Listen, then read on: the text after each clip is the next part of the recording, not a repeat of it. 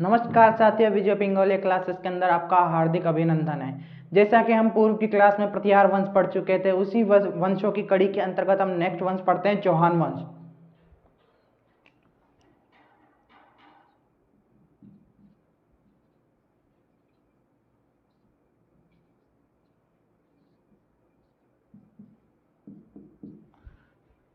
जैसा कि हम पूर्व क्लास में प्रतिहार वंश पढ़ चुके थे, उसी कड़ी के अंतर्गत हम नेक्स्ट वंश की तरफ बढ़ रहे हैं, चौहान वंश।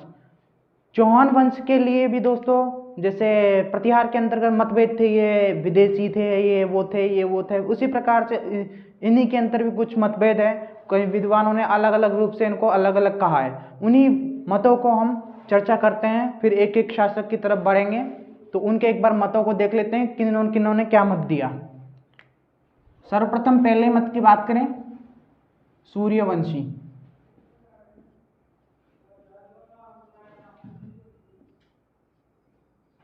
सूर्यवंशी मत दोस्तों, यह मत कौन कौन देता है? जयानक। और कौन देता है? नरपतिनाल।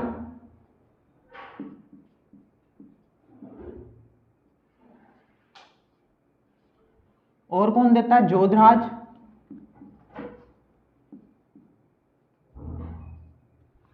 और ये मत कौन देता है? नैनचंद्र सूरी।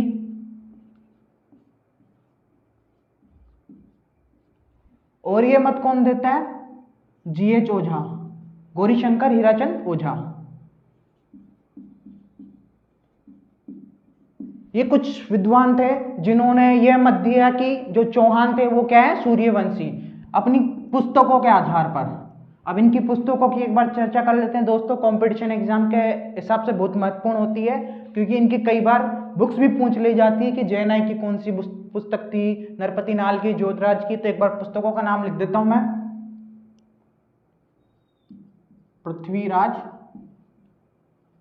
विजय। नरपतिनाल की बात करें तो बिसल देव रासो।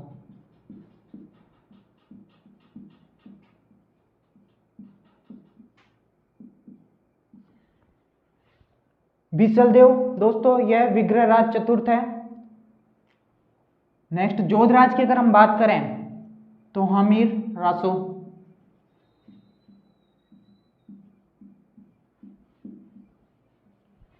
नेक्स्ट हम नैनचंद्र सूरी की बात करते हैं तो वह है हमीर महाकाव्य। हमीर दोस्तों रणथंभौर शाखा का एक शासक है, उसकी भी हम रणथंभौर शाखा के अंतर्गत चर्चा करेंगे। हमीर महाकाव्य। नेक्स्ट हम जीएच ओझा की बात करते हैं। इन्होंने ग्रंथ लिखा था राजस्थान का प्राचीन इतिहास। राजस्थान का प्राचीन इतिहास।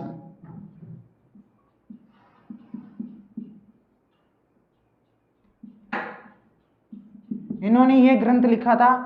ये पांचों के पांचों विद्वान क्या मानते हैं कि जो चौहान है वो क्या है? सूर्यवंशी हैं। इसी कड़ी के अंतर्गत अगर हम दूसरे मत की बात करें दोस्तों, तो दूसरा मत है हमारा चंद्रवंशी।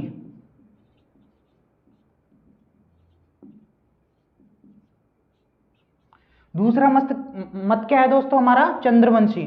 चंद्रवंशी की बात करें, ये हमें कहां से मिलता है कि चौहान चंद्रवंशी थे? आबू के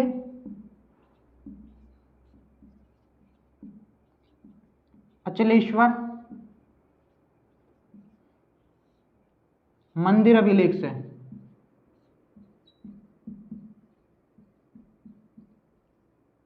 आबू के अचलेश्वर मंदिर महा अभिलेख से यह क्या मिलता है हमें कि जो चौहान है वो क्या है? चंद्रवंशी है। और अगर हम बात करें कहां से, तो हांसी अभिलेख से।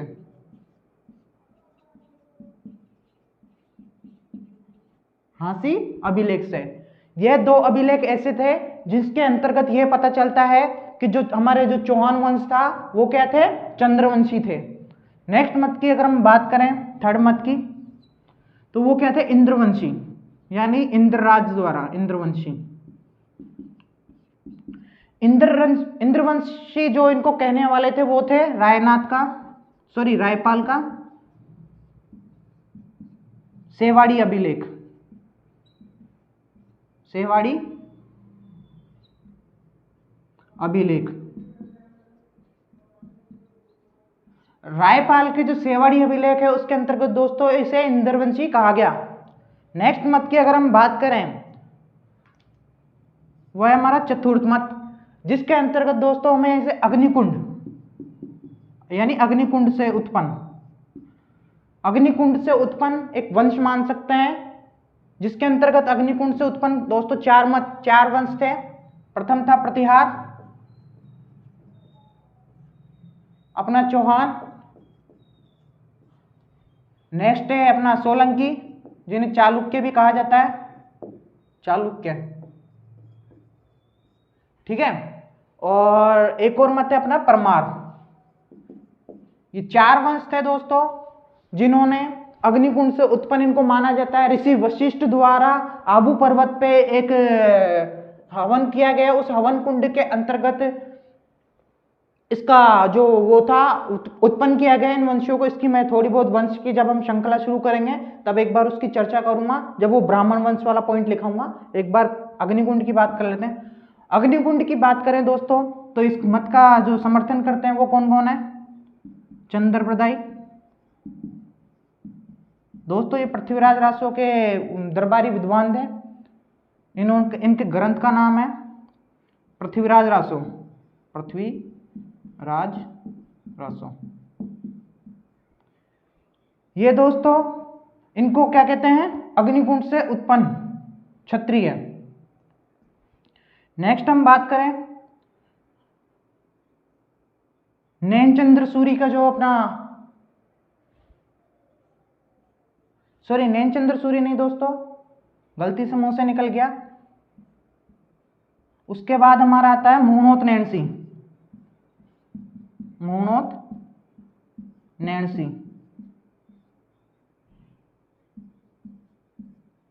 नैनसी भी ये मानते हैं कि ये कौन थे? चंद्रवंशी, अग्निकुंड से उत्पन्न व्यक्ति। और अगर हम एक व्यक्ति और हैं उनका नाम है सूर्यमल मिश्र। ये तीन विद्वान थे दोस्तों जिन्होंने माना कि जो चौहान है वो कौन से थे? अग्निकुंड से उत्पन्न वंश था। नेक्स्ट अगर हम पांचवें मत की बात करें तो विदेशी मत, यानी कि चौहान वंश कौन थे? विदेशियों मतलब चौहानों को विदेशी किसने कहा? कर्नल जेम्स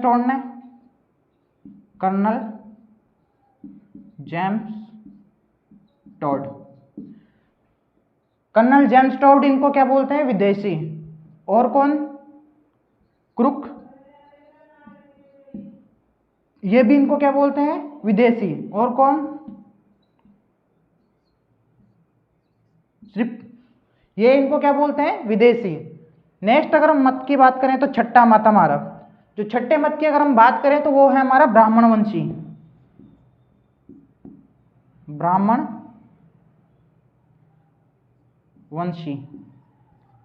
अब ब्राह्मणवंशी दोस्तों चौहानों को कौन कौन कहता है? बिजोलिया अभिलेख,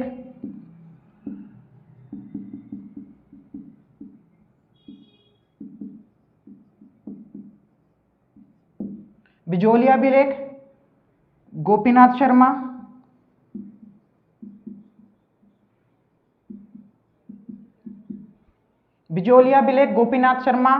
डॉक्टर दशरथ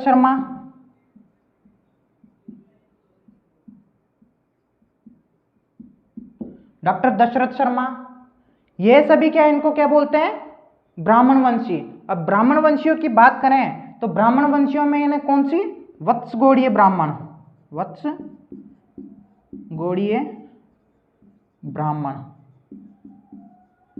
इनको किन की संतान कहा जाता है? वत्सगोड़ीय ब्राह्मणों की संतान। चौहानों को वत्सगोड़ीय ब्राह्मणों की संतान किसमें कहा गया? बिजोलिया अभिलेख के अंतर्गत। उसी के आधार पर गोपीनाथ शर्मा, डॉक्टर दशरथ शर्मा ने इनको चौहानों को कहा गया वत्सगोड़ीय ब्राह्मणों की संतान कहा गया। ये दोस्तों हमारे कुछ मत थे, इसका आप एक बार स्क्रीनशॉट ले लीजिए। फिर हम नेक्स्ट इनका जो मूल स्थान है, मूल क्षेत्र है, हम उसकी चर्चा करते हैं कि कौन किस किस विद्वान ने उनको कौन सा क्षेत्र कहा, और जो सर्वमान्य मत है हम उसकी भी चर्चा करेंगे। एक बार इसका आप स्क्रीनशॉट ले लीजिए।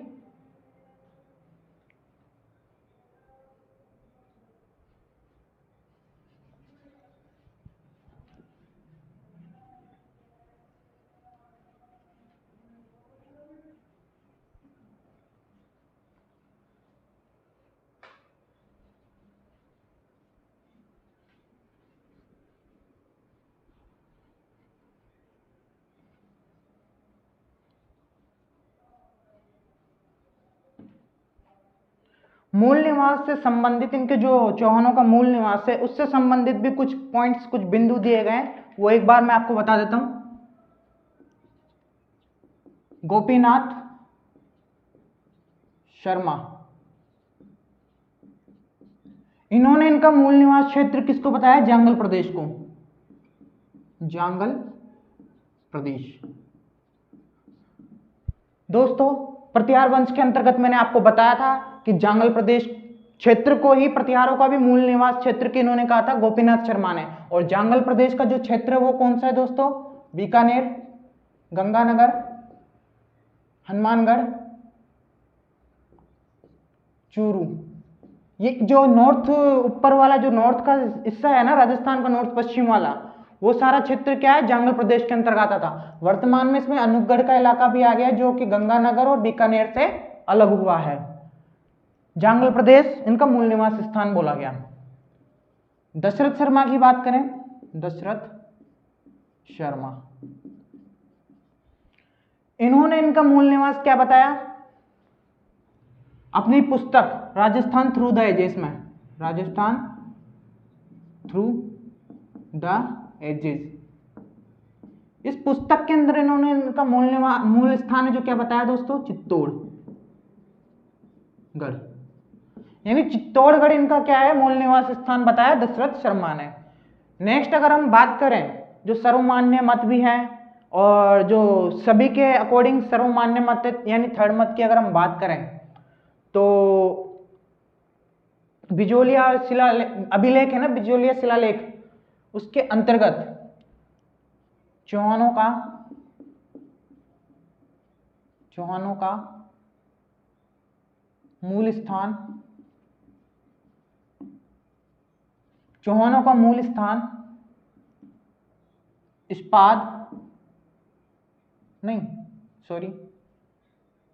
पुष्कर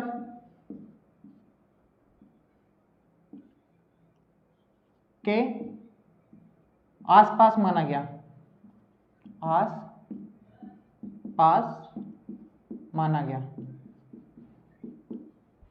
चौहानों का जो मूल स्थान है या मूल क्षेत्र है जो पुष्कर के आसपास माना गया था।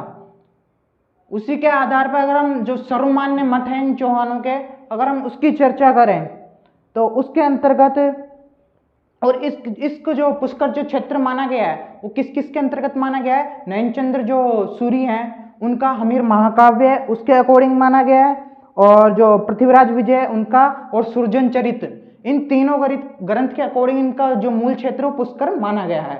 नेक्स्ट अगर हम सर्वमान्य मत है जो उसकी बात करें चौथे मत की, इसमें तो देखो सुरजन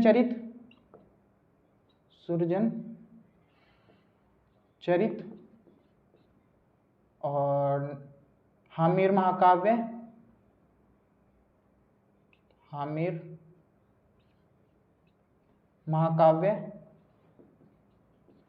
और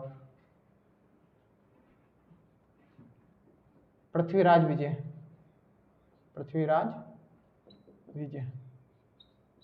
इन तीनों ग्रंथ के अंतर्गत इन्हें कहां का निवासी बताया गया? पुष्कर का निवासी। लेकिन जो सर्वमान्य मत है उसकी अगर हम बात करें तो चौहानों का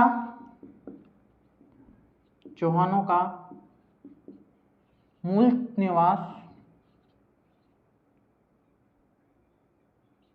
निवास इस्पादलक्ष झील, जिसे सांभर भी कहते हैं, सांभर झील, इस्पादलक्ष झील के आसपास माना गया। चौहानों का जो मूल निवास या मूल क्षेत्र था वह इस्पादलक्ष झील के आसपास के क्षेत्र को माना गया। इस्पादलक्ष यानी सांभर झील के आसपास। इस्पाद का तात्पर्य यहां पे 1 लाख होता है और लक्ष्य का तात्पर्य होता है यहां पे क्षेत्र, यानी कुछ ऐसा होगा कि इनके पास या तो 1 लाख गांव होंगे, या फिर जो लक्ष्य का मतलब एक होता है ना कि कुछ लेना या कुछ क्षेत्र इनके पास हो, तो हो सकता है कि 1 लाख या तो कर लेते होंगे ये, या फिर ये 1 लाख गांव इनके अंतर्गत आते हों, या ऐसा कुछ होगा इनका 1 लाख का कुछ ऐसा संबंधित है, इसका तात्पर्य है ना। तो इनका जो मूल निवास क्षेत्र जो सर्वमान्य माना गया, सांबर झील के आसपास माना गया है। और इसकी अगर राजधानी की बात करें, चौहानों की राजधानी, चौहानों की राजधानी अहिछत्रपुर, अहिछत्रपुर, वर्तमान नागौर। इनकी जो चौहानों की राजधानी हो अहिछत्रपुर माना गया है, वर्तमान में से नागौर कहा जाता है, पूर्व में से अहिछत्रपुर कहा जाता है। यानी कि कहें हम चौहानों का जो मूल निवास क्षेत्र है, जो सर्वमान्य मत है, वह है सांबर झील के आसपास का जो इलाका है, उसी के अंतर्गत इनका क्या था, साम्राज्य था, और इनकी राजधानी क्या थी, अहिछत्रपुर यानी नागौर। अब उसी कड़ी के अंतर्गत हम एक एक शासकों का वर्णन करते हैं। जैसे कि आप लोगों को ये तो समझ में आ चुका है कि गोपीनाथ शर्मा ने इनका जांगल प्रदेश मूल निवास बताया, दशरथ शर्मा ने इनका चित्तौड़गढ़ बताया राजस्थान थ्रू द एजेस अपनी पुस्तक के अंतर्गत। चौहानों का मूल निवास पुष्कर को बताने वाले कौन कौन थे, सृजन चरित जो एक ग्रंथ है, हामिर महाकाव्य एक ग्रंथ है, पृथ्वीराज विजय जो एक ग्रंथ है। यह तीनों ग्रंथ क्या कहते हैं कि चौहान पुष्कर के थे। और सर्वमान्य मत की बात करें तो इस्पात लक्ष्य झील है, जो सांबर झील है, उसके आसपास का जो क्षेत्र है वह है क्या, चौहानों का मूल स्थान था, मूल निवास क्षेत्र था। और उनकी राजधानी की बात करें तो अहिछत्रपुर उनकी क्या है, राजधानी थी। अब हम एक एक शासक की तरफ बढ़ते हैं, जिसके अंदर हमारा चौहानों का जो प्रथम शासक है वह है वासुदेव। उससे पहले मैं एक बार आपको शासकों के नाम बता देता हूं कि हमारे कौन कौन से शासक हैं जो हम इस क्लास के अंतर्गत पढ़ेंगे, वो आपको एक बार नाम नोट करा देता हूं। वासुदेव, सामंत, जयराज, विग्रहराज, गजेंद्र राज,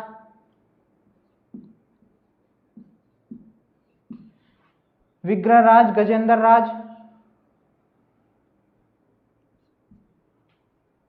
दुर्लभ राज,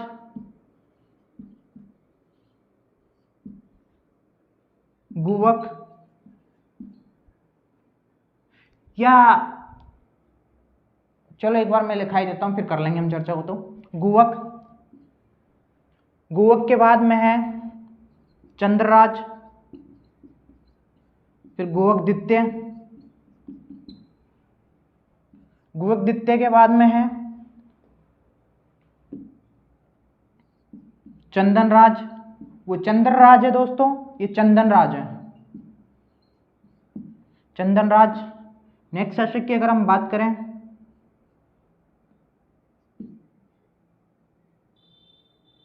वाकपति राज, उसके बाद में विद्याराज, फिर सिंहराज। नेक्स्ट अगर हम शासक की बात करें तो विग्रहराज द्वितीय,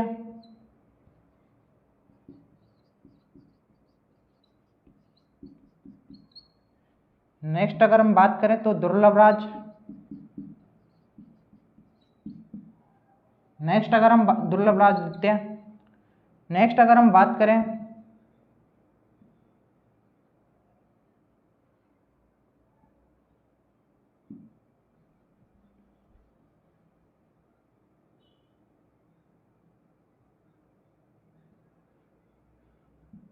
गोविंदराज,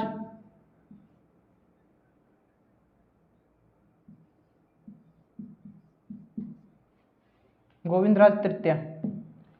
नेक्स्ट अगर हम बात करें तो दुर्लभ राज, गोविंदराज,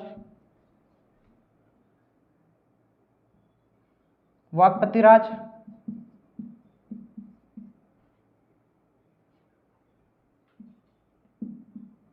वाकपति राज द्वितीय। उसके बाद में है दोस्तों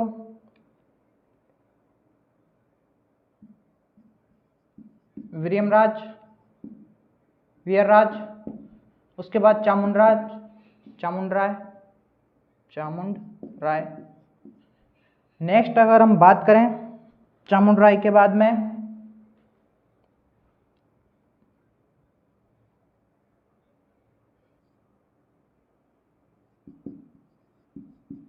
दुर्लभराज तृतीय। नेक्स्ट अगर हम बात करें तो हमारा नेक्स्ट शासक है वाकपतिराज तृतीय, नहीं सॉरी विग्रहराज तृतीय, सॉरी विग्रहराज तृतीय। नेक्स्ट अगर हम बात करें पृथ्वीराज प्रथम, पृथ्वीराज प्रथम, ये हम इस क्लास के अंतर्गत चर्चा करेंगे। इनके कुछ कुछ पॉइंट है, जैसे सामंत सिंह जयराज, विग्रहराज और गजेंद्र राज। ये कुछ शासक हैं जिनके बारे में हमें कुछ इतनी डिटेल नहीं मिलती, बस सामंत सिंह के बारे में हमें इतना पता चलता है कि ये 817 के आसपास शासक रहे होंगे। बाकी इनके बारे में हमें कुछ इनकी डिटेल्स नहीं मिलती है, क्योंकि इनका शासनकाल हो सकता है अंधकार में रहा हो। फिर नेक्स्ट हम चंद्रराज की बात करें तो इसके बारे में भी हमें इतनी कोई जानकारी नहीं मिलती है, किसी प्रकार का कोई बिंदु नहीं मिलता है। उसके बाद अगर हम विंध्यराज की बात करें तो ये शासक बने थे वाकपति राज के बाद में, फिर सिंहराज, बट इसके बारे में भी हमें इतनी कोई जानकारी नहीं मिलती है।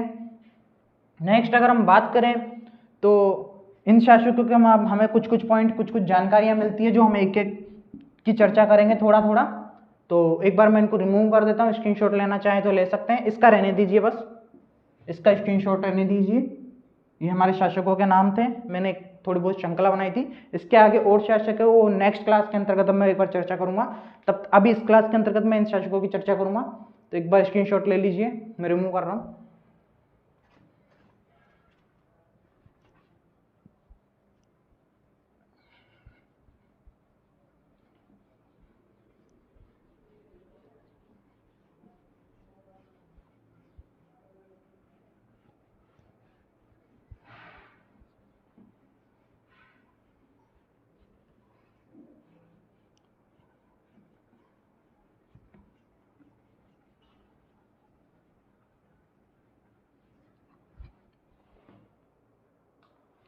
हमारा दोस्तों प्रथम शासक है वासुदेव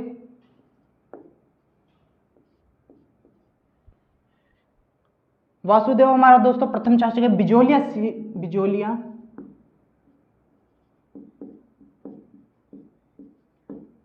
शिलालेख।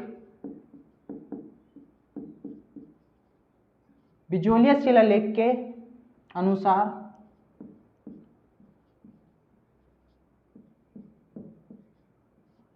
डॉक्टर दशरथ शर्मा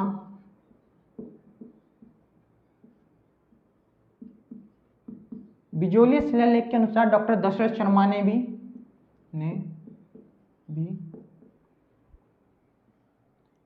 इसे मूल पुरुष या चौहानों का संस्थापक कहा। चौहानों का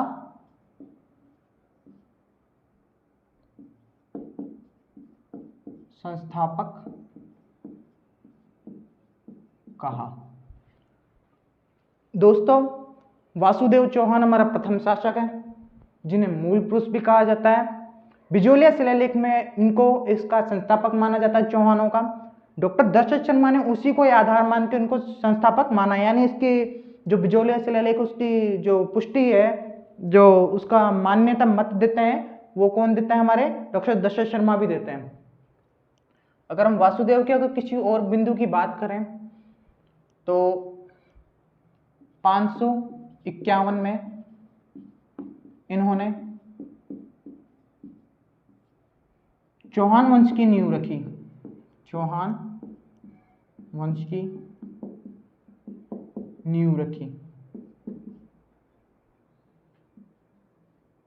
551 में इन्होंने चौहान वंश की नींव रखी। अब वो नींव कहां पे रखी? इस्पाद लक्ष्य। दोस्तों ये जानकारी हमें बिजोलिया शिलालेख के अंतर्गत मिलती है। इस्पाद लक्ष्य यानी सांभर झील। दोस्तों इस्पाद लक्ष्य झील का निर्माण, इस्पाद लक्ष्य झील इस्पात लक्ष्य झील या सांबर झील का निर्माण करवाया, वह उसके आसपास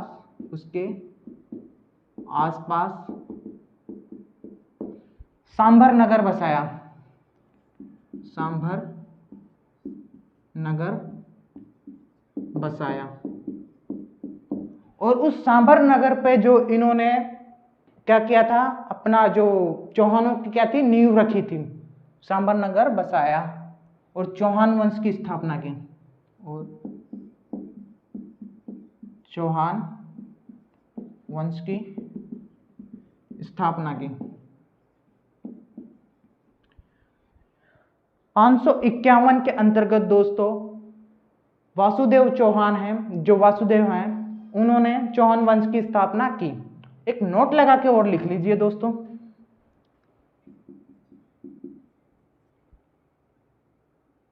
परंतु जयानक इन्हें डायरेक्ट लिख देता हूं, चहमान को चौहानों का संस्थापक कहते हैं, चौहानों का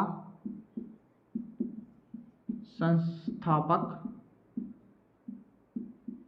कहते हैं। जो हमारे जयानक हैं वह चौहानों का जो संस्थापक किन्हें मानते हैं, चहमान को, यानी जो इनका मूल पुरुष वह जयानक किसको मानते हैं, चहमान को। अगर हम नेक्स्ट शासक की बात करें तो इसके बाद में शासक का जिसका नाम आता वो आया था सामंत, जिसके शासनकाल 817 के आसपास था। उसके बाद में कई और शासकों के नाम है, जैसे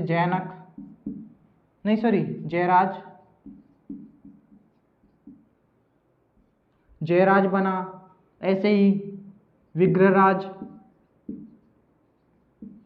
प्रथम, ऐसे ही गजेंद्र राज, ये कुछ शासक बने जिनके बारे में हमें इतनी कोई जानकारी नहीं मिलती। लेकिन गजेंद्र राज जो चौहान थे, इनका उत्तराधिकारी था दुर्लभ राज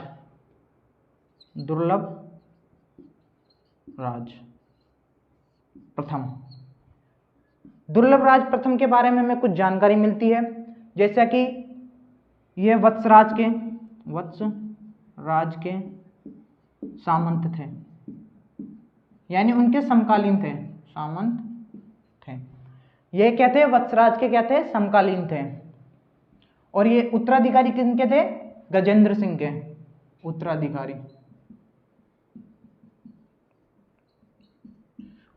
किनके थे, गजेंद्र राज के। दुर्लभ राज के शासनकाल के अंतर्गत जो चौहानों पे प्रथम मुस्लिम आक्रमण हुआ, इन्हीं के शासनकाल में, इन्हीं के शासन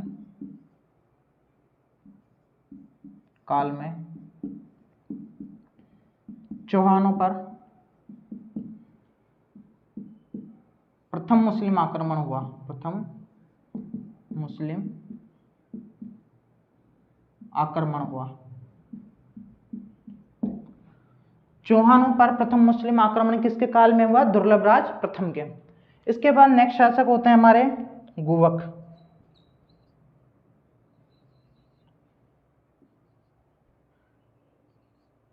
गुवक प्रथम की अगर हम बात करें तो यह नागभट्ट द्वितीय, जो कि क्या था, वत्सराज के पुत्र थे, उनके सामंत थे, नागभट्ट द्वितीय के सामंत थे। नागभट्ट द्वितीय ने इन्हें वीर की उपाधि दी, नागभट्ट द्वितीय ने इन्हें वीर की उपाधि दी। नागभट्ट द्वितीय ने इन्हें क्या किया, गुवक प्रथम को वीर की उपाधि दी। नेक्स्ट अगर हम बिंदु की बात करें इसी के अंतर्गत, तो ऐसा माना जाता है कि जो प्रतिहारों से जो स्वयं को आजाद, यानी चौहानों को आजाद कराने वाले शासक यही थे। लेकिन मैंने कई सारी गाइडों को एनालाइज किया था, जैसे पैनोरमा हो गई, अपनी ग्रंथ अकादमी हो गई, उनके अंतर्गत तो ये लिखा हुआ था, लेकिन कई कई गाइडों में इनके सिंहराज को दे रखा है, सिंहराज को, जिसकी हम चर्चा करेंगे आगे। तो ये कुछ पॉइंट्स है। अगर एग्जामिनेशन में अगर दोनों आते हैं तो आप मेरे हिसाब से प्रथम तो ये कीजिए, जो मोस्टली मेरे को गाइडों में वो प्रथम ही मिला था, है ना। बट अगर दोनों अलग अलग आते हैं, यानी कि इसमें से ये आता है या इसमें से ये आता है, अगर सिंहराज आता है तो आप सिंहराज पे करके आइए, अगर गुवक प्रथम आता है तो गुवक प्रथम करके, अगर दोनों आते हैं तो आप मेरे हिसाब से गुवक पे करके आइए, ठीक है। क्योंकि ग्रंथ अकादमी के अंतर्गत भी जो हमारी ऑथेंटिक बुक मानी जाती है, उसके अंतर्गत भी गुवक प्रथम दे रखा है। हमारी पैनोरमा हो गई, ऐसे मैंने कई सारी गाइडों को एनालाइज किया, कई सारी पुस्तकों को देखा, उसके अंतर्गत गुवक मोस्टली मिला। तो पॉइंट लिख सकता हूं मैं, चौहानों को प्रतिहारों से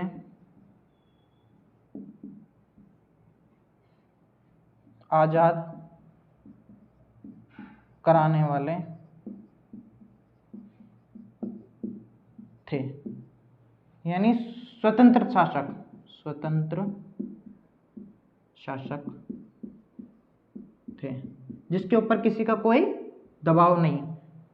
यानी कि इससे पूर्व में जो ये शासक हुए थे, इनके ऊपर क्या थे, प्रतिहारों के अंतर्गत, यानी उनके सामंत थे। क्योंकि शुरुआत में हमने पढ़ा था प्रतिहारों के कई सारे सामंत थे, जिनके अंतर्गत हमने मेवाड़ के हुए थे, हमारे ये चौहान हुए, ऐसे कई सारे जो वहाँ अपने राजस्थान के अंदर शासक थे, जो मोस्टली है ना, वह क्या थे, प्रतिहारों के क्या थे, हमारे सामंत थे। ये इसका एक कुछ पॉइंट है। इसके अंतर्गत अगर हम नेक्स्ट बिंदु की बात करें तो इन्होंने अपने इष्ट देव हर्षनाथ, अपने इष्ट देव हर्षनाथ मंदिर का निर्माण करवाया।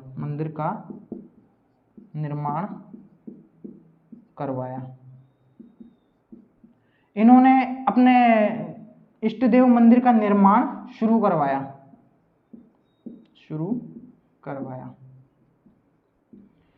इनके इष्ट देव थे हर्षनाथ जी। जो इस मंदिर का निर्माण है ना, हमारे किसने, गुवक प्रथम ने निर्माण इसका प्रारंभ करवाया। इसका जब निर्माण प्रारंभ करवाया था, परंतु इसको पूर्ण नहीं किया। पूर्ण किसने करवाया था, हमारे सिंहराज ने। इन्होंने क्या है, इसका निर्माण शुरू करवाया। अगर इसके मंदिर की बात करें तो ये कहाँ है, रेवासा सिक्कर। रेवासा सिक्कर में कहाँ है इसका, ये मंदिर है, ठीक है। मैं इसको रिमूव कर दूं। नेक्स्ट हमारे शासक की अगर हम बात करें तो वो है चंद्रराज, जिसके बारे में हमें कोई जानकारी नहीं मिलती है। इसके कुछ इतिहास के सोर्सेज भी नहीं मिलते हैं इतने, जो हमारे एग्जाम के इम्पोर्टेंट भी हो हमारे एग्जाम के अकॉर्डिंग, तो इसलिए हम इसे छोड़ रहे हैं। जो हमारे एग्जाम के अकॉर्डिंग इम्पोर्टेंट है, मैं वो पॉइंट लूंगा, और मोस्टली मैं ऐसे पॉइंट लूंगा जो हमारे राजस्थान की पुलिस के अंतर्गत ही नहीं, आप आरएस के अंतर्गत भी पढ़ोगे तो आपको ये पॉइंट्स मिल जाएंगे। यानी थोड़ा मैं डीपली ही पढ़ा रहा हूं आपको। नेक्स्ट हमारे जो शासक बनते हैं चंद्रराज, इसके बारे में हमें कोई इतना वर्णन नहीं मिलता। नेक्स्ट हम बात कर लेते हैं गुवकदित्य की अगर हम बात करें तो इसके बारे में भी हमें इतनी जानकारी नहीं मिलती, लेकिन एक जानकारी जरूर मिलती है कि इसने अपनी बहन कमलावती का विवाह भोज प्रथम के साथ करवाया था। इसने अपनी बहन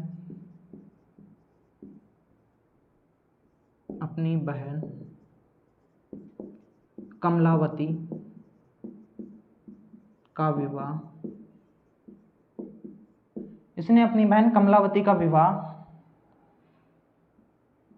प्रतिहार शासक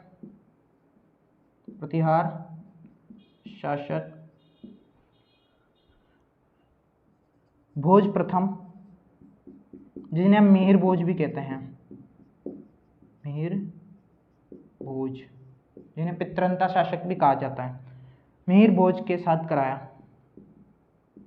करवाया।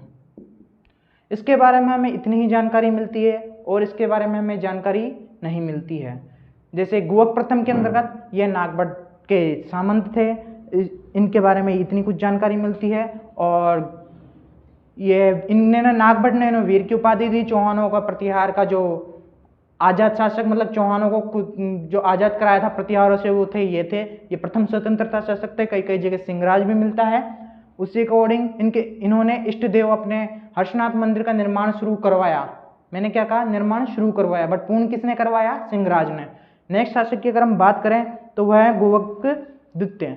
इसने अपनी बहन कमलावती का विवाह है ना, जो मिहिर भोज, जो प्रतिहार शासक थे भोज, उनके साथ करवाया। नेक्स्ट अगर हम गोवक के बाद में अगर हम बात करें तो नेक्स्ट शासक हमारा आता है चंदन राज। मैं इसको एक बार रिमूव कर देता हूं, नेक्स्ट पे हम चर्चा करते हैं आगे आगे के शासक की।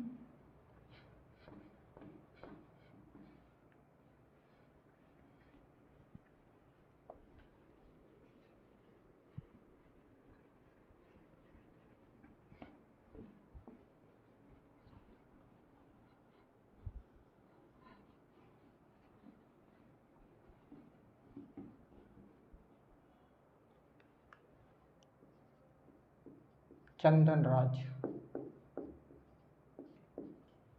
इसके बारे में भी हमें इतनी कोई जानकारी नहीं मिलती। इसकी पत्नी के बारे में जरूर जानकारी मिलती है। इसकी पत्नी, इसकी रानी आत्मप्रभा या रुद्राणी, आत्मप्रभा या रुद्राणी, यह क्या थी, एक शिव भक्त थी। कई कई जगह इनको कहा जाता है शिव भक्त थी, जिसके अकॉर्डिंग इन्होंने अपने पुष्कर झील के किनारे 1000 शिवलिंग व 1000 दीपक डेली जलाया करती थी। मतलब शिवलिंगों का निर्माण करवाया और वहां पे 1000 दीपक डेली जलाया करती थी। कई कई जगह ऐसा लिखा हुआ है कि जो यह रानी थी हमनी रुद्राणी, इन्हें सर्प दोष था। उस सर्प दोष के निवारण हेतु यह क्या है, पुष्कर झील के वहां पे 1000 शिवलिंगों का निर्माण कराया और उसी के साथ वहां पे 1000 दीपक भी जलाए। तो यह हमारा एक पॉइंट मिलता है, रुद्राणी ने सर्प दोष हेतु, सर्प दोष से मुक्ति पाने हेतु, दोष से मुक्ति पाने हेतु पुष्कर में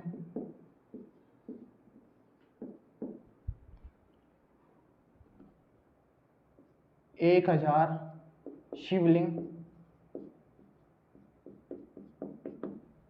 व शिवलिंगों का निर्माण करवाया, शिवलिंगों का निर्माण करवाया या स्थापित करवाए, व 1000 दीपक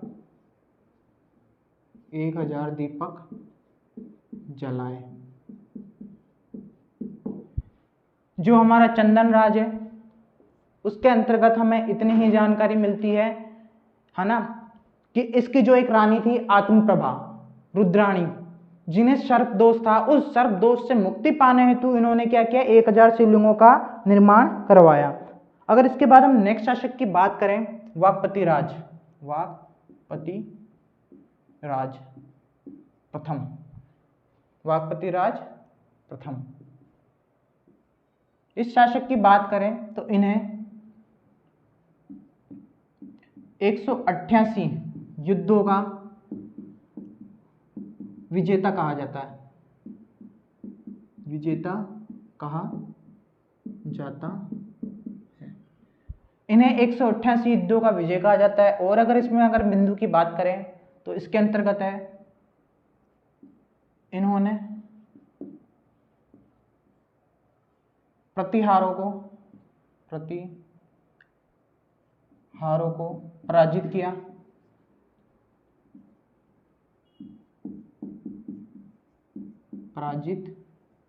किया, और अगर हम इनकी बात करें तो यह ऐसे प्रथम शासक थे प्रतिहारों के जिन्होंने महाराज की उपाधि धारण की। ये इन्होंने नहीं, प्रतिहारों के चौहानों के प्रथम शासक जिन्होंने महाराज की उपाधि धारण की, महाराज की उपाधि धारण की।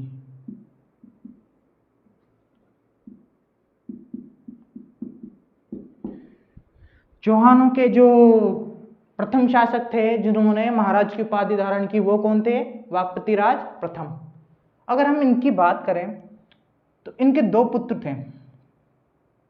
प्रथम था अपना सिंहराज, वहीं पे अगर इनके दूसरे पुत्र की बात करें तो वो थे हमारे लक्ष्मण। ये इनके क्या थे? दो पुत्र। और इनसे पूर्व एक और शासक हुआ था हमारा विंध्यराज, विंध्यराज, जिनके बारे में हमें कोई जानकारी नहीं मिलती है। हमारे एग्जाम पॉइंट ऑफ व्यू से भी इतना इंपॉर्टेंट नहीं है। हम चर्चा करेंगे इन दोनों के बारे में, जिसमें से भी यह हमारा थोड़ा अलग पॉइंट बन जाता है, बट इसका एक पॉइंट है जो हम चर्चा करेंगे। सिंहराज, उससे पूर्व मैं एक बार लक्ष्मण की बात कर लेता हूं। यह हमारे इस शाखा के अंतर्गत नहीं है जो हम पढ़ रहे हैं, शाकंभरी शाखा, शाकंभरी या अजमेर शाखा, अजमेर शाखा। हम इस शाखा की भी वर्तमान में चर्चा कर रहे हैं अभी इस क्लास के अंतर्गत, है ना। बट हम लक्ष्मण सिंह की बात करें तो ये किसके पुत्र थे? वाकपति राज प्रथम के। और सिंहराज भी किसके पुत्र थे? वाकपति राज प्रथम के। अगर हम लक्ष्मण की बात करें तो इन्होंने क्या है, एक नाडोल शाखा, नाडोल शाखा प्रारंभ की, नाडोल शाखा प्रारंभ की। नाडोल कहां पड़ता है दोस्तों? पाली में, पाली में।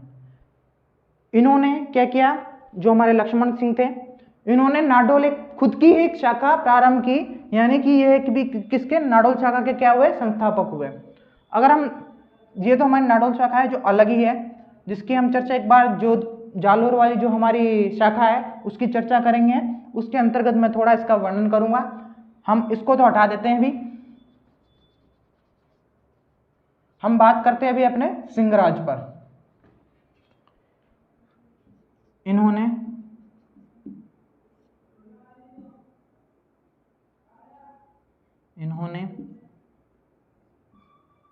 महाराजा धीराज, महाराजा धीराज, महाराजा धीराज की उपाधि धारण की, उपाधि धारण की। इन्होंने क्या किया? महाराजा धीराज की उपाधि धारण की। अगर नेक्स्ट अगर हम बात करें, नेक्स्ट अगर इनके नेक्स्ट बिंदु की, इन्होंने प्रतिहारों, इन्होंने प्रतिहारों व परमारों को पराजित किया, परमारों को पराजित किया।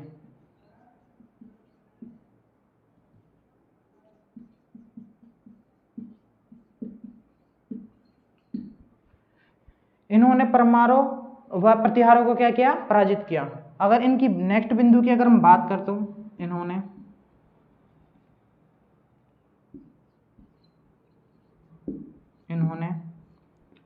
अपने इष्ट देव, अपने इष्ट देव हर्षनाथ मंदिर को पूर्ण कराया, हर्षनाथ मंदिर को पूर्ण करवाया, मंदिर को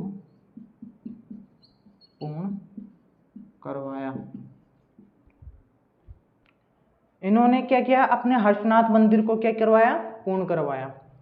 नेक्स्ट हमारे हम शासक की बात करें तो वो है हमारे विग्रहराज द्वितीय, विग्रहराज द्वितीय। प्रथम हमारा पूर्व में आ चुका था जिसके बारे में हमें जानकारी नहीं मिलती। ये विग्रहराज द्वितीय हमारे एग्जाम पॉइंट ऑफ व्यू से थोड़ा इंपॉर्टेंट है, इसके लिए हमारे कुछ पॉइंट्स बनते हैं। जैसे हम कह सकते हैं प्रतिहारों का, सॉरी चौहानों का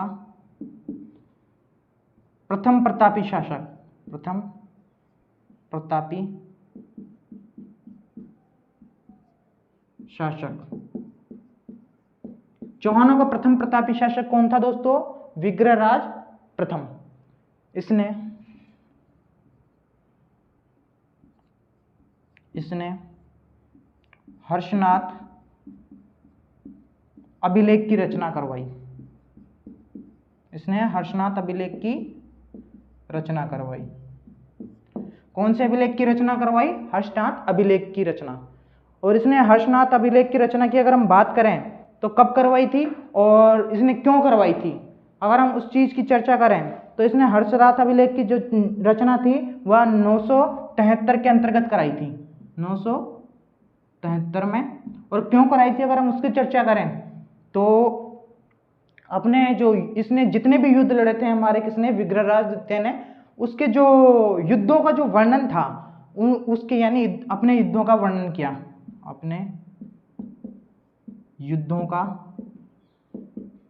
वर्णन किया। जो इसने अपने युद्ध लड़े थे उन चीजों का ही इसने उसमें क्या किया, वर्णन किया। अगर इसी के अंतर्गत हम नेक्स्ट अगर बात करें तो इसने किसने, विग्रहराज द्वितीय ने अपनी कुलदेवी, इसने अपनी कुलदेवी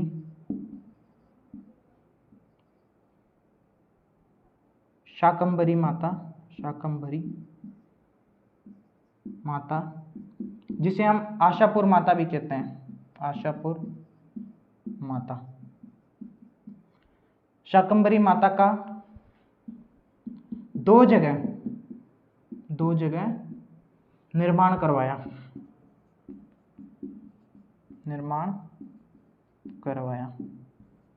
प्रथम जगह की अगर हम बात करें तो वह है हमारा सांभर। द्वितीय जगह की अगर हम बात करें तो हमारा भृंगुकच्छ। ये भड़ोच गुजरात में है, भड़ोच गुजरात। इन्होंने दो जगह अपनी कुलदेवी शाकंभरी माता या आशापुरा माता का दो जगह इन्होंने मंदिर का निर्माण कराया।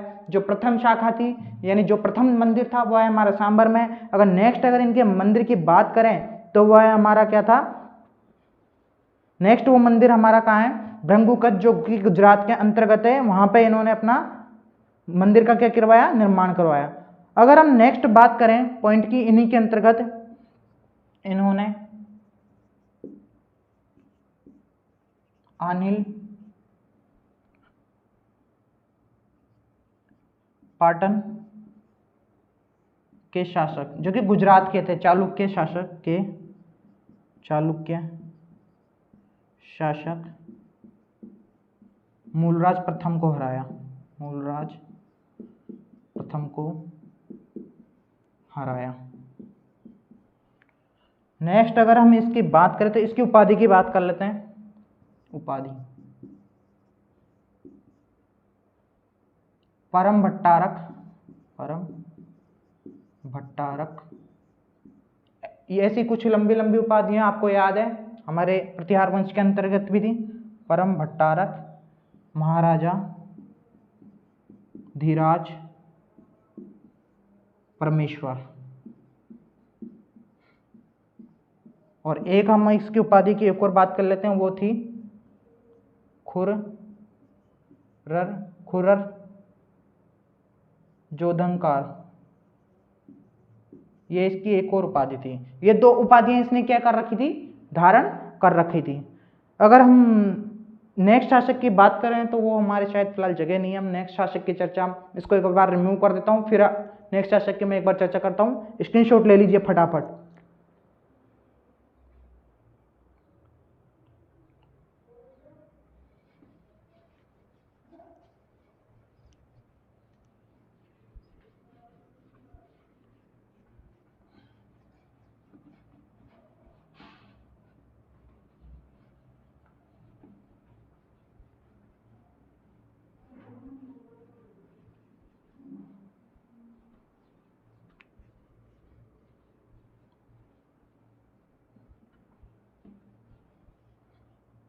नेक्स्ट इनके बाद में जिन शासक का कुछ वर्णन मिलता है उनका भी एक पॉइंट मिलता है हमारा, दुर्लभ राज, दुर्लभ राज द्वितीय। इनके बारे में हमें भी इतनी कोई महत्वपूर्ण जानकारी नहीं मिलती, बस इतना मिलता है इन्हें दुर्लभ मेरू भी कहा जाता है, मेरू भी कहा जाता है। बस यही इनके बारे में छोटी सी एक पॉइंट की जानकारी थी। नेक्स्ट अगर हम बात करें नेक्स्ट शासक की तो गोविंदराज तृतीय। गोविंदराज तृतीय, अगर इनके बाद में भी मतलब इनके बारे में भी अगर चर्चा करें तो हमें कुछ 2 पॉइंट्स मिलते हैं। प्रथम, फरिश्ता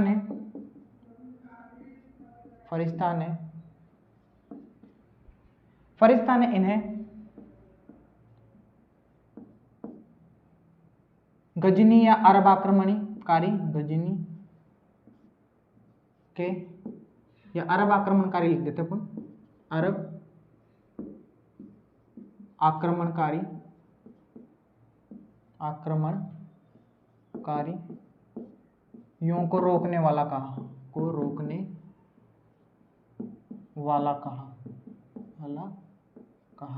फरिश्ता ने गोविंदराज तृतीय को अरब आक्रमणकारियों को रोकने वाला कहा। या और इसके नेक्स्ट अगर हम बिंदु की बात करें गोविंदराज तृतीय की तो पृथ्वीराज विजय के अंतर्गत इन्हें पृथ्वीराज विजय में इन्हें वेरी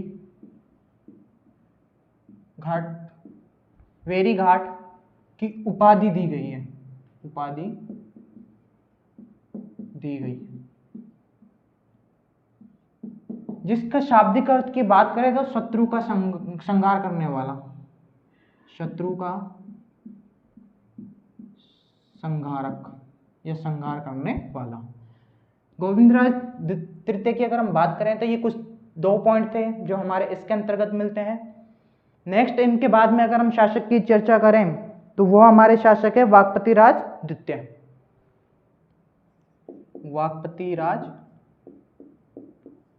द्वितीय। अगर इनकी अगर हम चर्चा करें वाकपतिराज द्वितीय की तो इन्होंने मेवाड़ के अंबा प्रसाद को, मेवाड़ के अंबा प्रसाद, जो मेवाड़ का शासक था अंबा प्रसाद को युद्ध में मार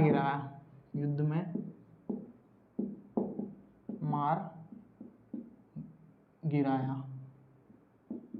यानी जो अंबा प्रसाद वो वाकपतिराज द्वितीय के मध्य जो युद्ध हुआ था उसके अंतर्गत अंबा प्रसाद क्या है, मारे जाते हैं।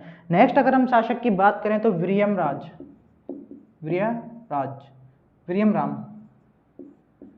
इनकी बात करें तो इनके शासन काल में महमूद गजनवी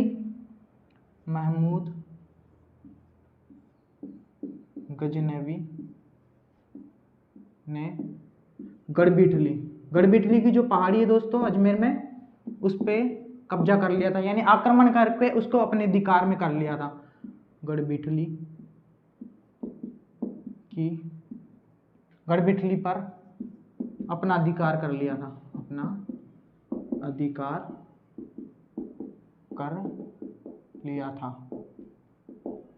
नेक्स्ट अगर हम इनके बाद में अगर चर्चा करें तो हमारे आते हैं चामुंड राय की बात करें तो हमारे इसके अंतर्गत भी ऐसी कोई जानकारी नहीं मिलती, बस इतना है गढ़बिठली पर इन्होंने पुनः क्या अधिकार कर लिया, गढ़बिठली पर पुनः अधिकार कर लिया,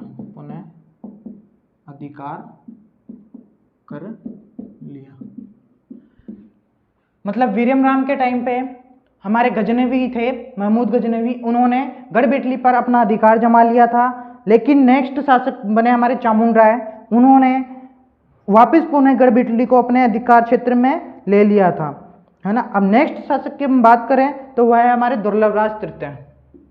दुर्लभराज तृतीय की अगर हम चर्चा करें तो इन्होंने चालुक्य शासक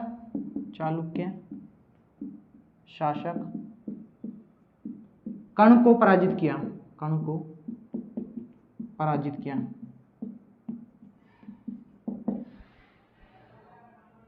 दुर्लभराज द्वितीय की बात करें तो चालुक्य शासक कर्ण को तो पराजित कर दिया, लेकिन कुछ और भी युद्ध हुए जैसे कि गजनी के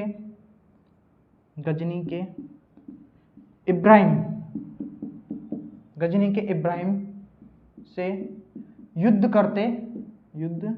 करते हुए वीरगति को प्राप्त होते हैं।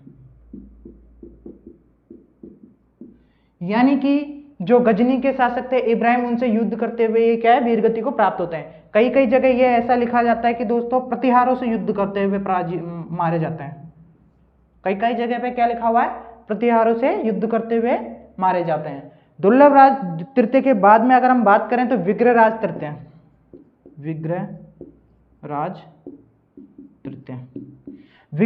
तृतीय की अगर हम बात करें तो इन्हें विसल देव भी कहा जाता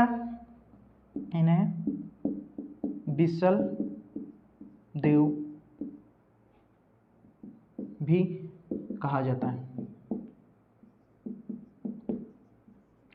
और अगर इसके नेक्स्ट बिंदु की बात करें तो इन्हें महासत्या नामक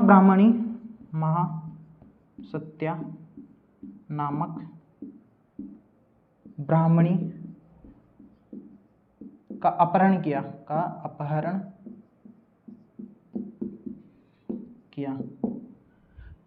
ये कुछ 2 पॉइंट थे हमारे विग्रहराज तृतीय के अंतर्गत। अब नेक्स्ट शासक की अगर हम बात करें तो पृथ्वीराज प्रथम।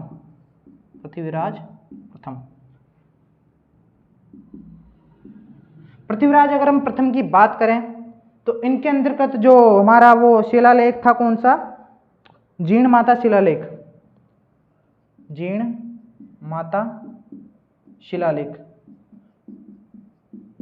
इन्हीं के शासनकाल में लिखा गया।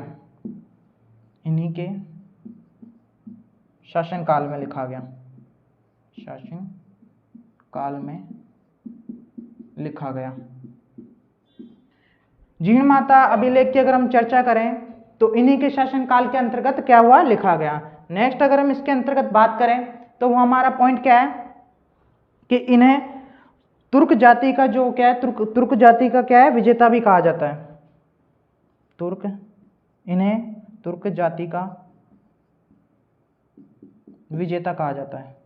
यानी इन्होंने तुर्क जाति को मतलब कई बार युद्धों में पराजित किया, विजेता भी कहा जाता है। नेक्स्ट अगर हम बात करें तो इन्हें पुष्कर में आए चालुक्यों को मारकर, मतलब पुष्कर में क्या है, चालुक्य है, क्या है, पुष्कर आए चालुक्यों को युद्ध में हराकर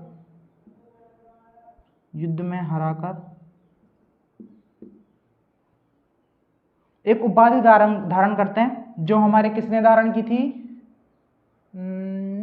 शायद वो मिट चुका है हमारा विग्रहराज द्वितीय। तो क्या धारण की, परम भट्टारक महाराजा धीराज परमेश्वर, ये एक उपाधि धारण करते हैं। किन्हें, चालुक्यों को। पुष्कर में जो चालुक्य आए थे उनको युद्ध में हराकर ये उपाधि धारण करते हैं। इनके बाद अगर हमारे नेक्स्ट शासक बनते हैं, वो बनते हैं हमारे इनके पुत्र अजय राज, जिसकी हम चर्चा करेंगे नेक्स्ट क्लास में। हमारे इस क्लास के अंतर्गत हमने पढ़ लिया दुर्लभराज, गोविंदराज, वाकपतिराज, वीरेम चामुंडे राय, दुर्लभराज तृतीय, विग्रहराज तृतीय, पृथ्वीराज प्रथम। ये हमारे कुछ शासकों की जो चर्चा हो चुकी थी, वो कौन से शाखा के थे, शाकंभरी शाखा के। मैं एक बार आपको थोड़ा मोटा मोटा इसका स्क्रीनशॉट ले लीजिए, फिर आपको एक बार शाखाएं समझा देता हूं। इसका स्क्रीनशॉट ले लीजिए।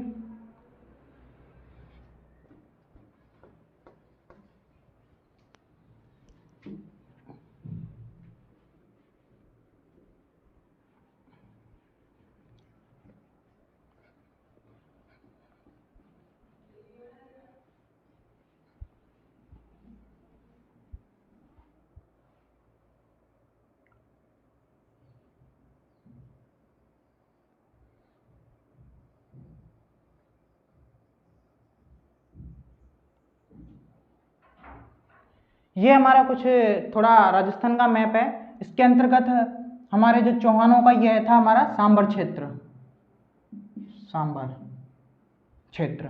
यहाँ पे चौहानों की जो शाखा थी हमारी, वो कौन थी? मूल शाखा थी। अब इसी शाखा से हमारे सर्वप्रथम हमारे कौन? लक्ष्मण, जिन्होंने कहा पाली के अंतर्गत, पाली में नाडोल शाखा प्रारंभ की। ठीक है, किसने? लक्ष्मण सिंह ने। और वहीं से अगर हम यहाँ से बात करें, यहाँ रणथम, इधर से एक शाखा आ जाती है। जब 1991 का त्राइन का प्रथम और द्वितीय युद्ध होता है 92 का, तब एक शाखा बनती है नई, रणथंभौर। ये एक शाखा बनती है हमारी सवाई माधोपुर के अंतर्गत। अब पाली से हमारी एक शाखा बनती है यहाँ पे, उसी से मतलब इसी से युद्ध करके एक और शाखा बनती है जालोर शाखा। और यहीं से इनसे अलग होके ही, इस शाखा से अलग होके एक और शाखा बनती है हमारी सिरोही, ये शाखा बनती है। अब इन्हीं शाखाओं से अलग, यानी नाडोल, पाली, जालोर से, यहां पे हमारी एक शाखा बनती है बूंदी शाखा। ठीक है, उसी बूंदी शाखा के बाद में हमारी बनती है कोटा शाखा। ये हमारी कुछ शाखाएं थी चौहानों की, जो हमारे इस क्लास के अंतर्गत मतलब ये हमारे चौहानों से जुड़ी हुई थी। अब इस शाखाओं के अंतर्गत हमारे जो एग्जाम के अंतर्गत है वो है हमारी सांबर शाखा, यानी शाकंभरी शाखा या अजमेर शाखा कहते हैं हम जिसे, रणथंभौर शाखा है, और हमारी एक कौन सी है? जालोर शाखा। लेकिन जालोर शाखा पढ़ने से पहले हम थोड़ा सा पूर्व में इसकी भी चर्चा कर लेंगे, वो हम पढ़ेंगे जब इनकी शाखाओं की शुरुआत करेंगे। हमारी अभी वर्तमान में शाकंभरी शाखा चल रही है, उसके अंतर्गत हम नेक्स्ट क्लास के अंदर हम अजय राज चौहान से स्टार्ट करेंगे, जहां से हमें कुछ तिथियां भी स्टार्ट हो जाती है हमारे शासन की। उससे पूर्व हमें किसी शासन की प्रॉपर तिथि नहीं मिल रही थी। तो आगे चाहता हूं, मिलते हैं नेक्स्ट क्लास के अंतर्गत, तब तक के लिए धन्यवाद।